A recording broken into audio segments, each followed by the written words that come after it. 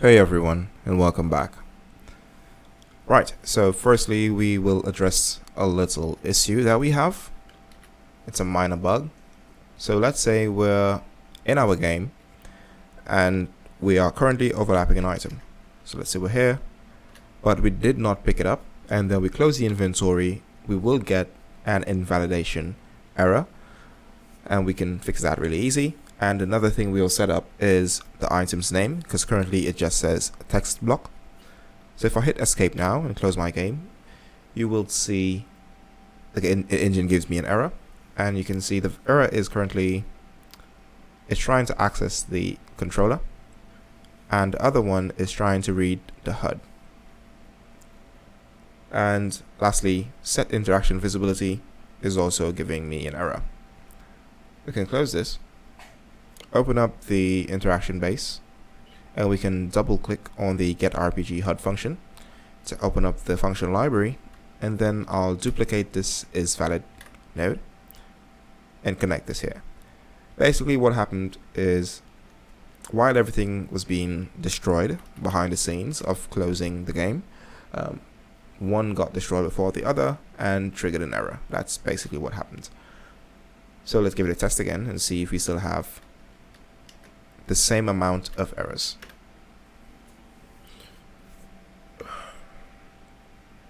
Okay, so we lost one. That's good. The only thing that we need to validate now is this function, which is trying to be accessed from the RPG HUD.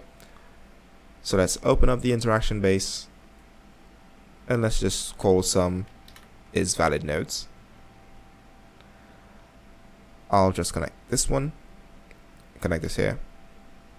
I'll break this because we're going to collapse all of this into one function and use that single function to update what we need.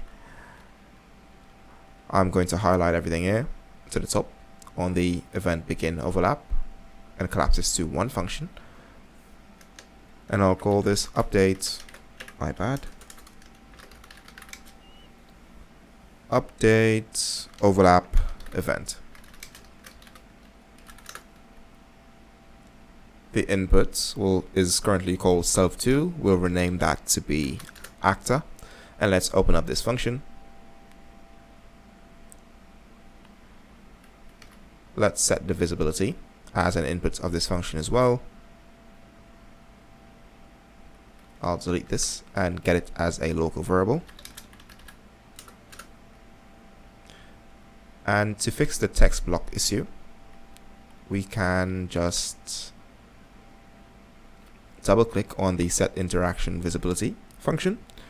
We'll rename this to be set interaction data. Then we'll drag off of the WB interaction and search for set name, and we'll select set item name. And now we can drag the item name as an input and then get it as a local variable.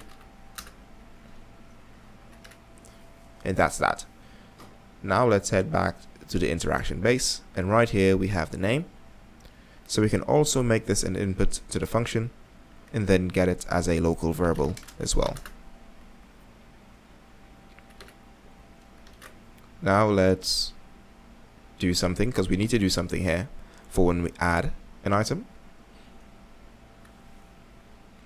So I'm going to add a branch, at least a boolean I should say, a boolean input, and this is going to be called add item. And if add item is true, then we add. If it's false, then we remove it.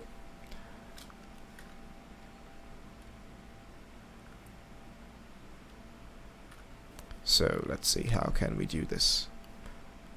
I guess it could be placed. Yeah, I guess we can place this to the end of the logic. Just bring this down. Bring this one in. And we can place this to the end. I'll then add a branch and get the input, which is add item.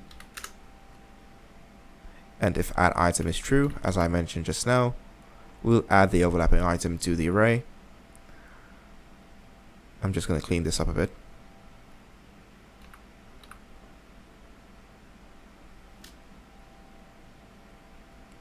And if it is false, then we will call remove item.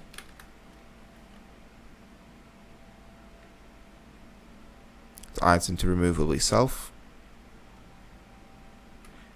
And now we can head back to the event graph and use that exact same function for the end overlap event. So I can delete all of this. So when we overlap an actor, we'll need to access, well, firstly, we'll make it visible, make the interaction text visible. We'll set add item to be true, because this is when we are beginning overlapping a new item. For the item's name, we can get that from the data asset. And just in case this data asset is not valid, we'll convert it to a validated get. And let's get the name of the item and connect this to the item name input.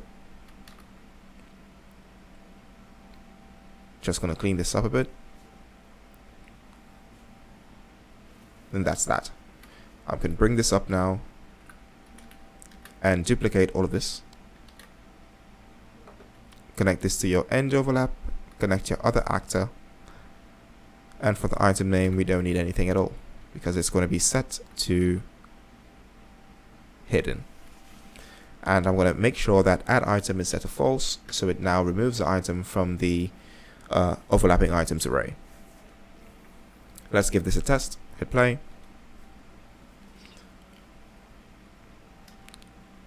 You can see the item still gets added, and we can now remove it as well, back to 0 and 1, and the item's name is now updating, so you can see box. If I hit escape and close my game, then we shouldn't get any more errors. Now let's make sure that this item can still be picked up, so let's hit play again, go back in, pick this item up, and check our inventory, and it's there. Great. Right, that's it for this one, guys. See you in the next one.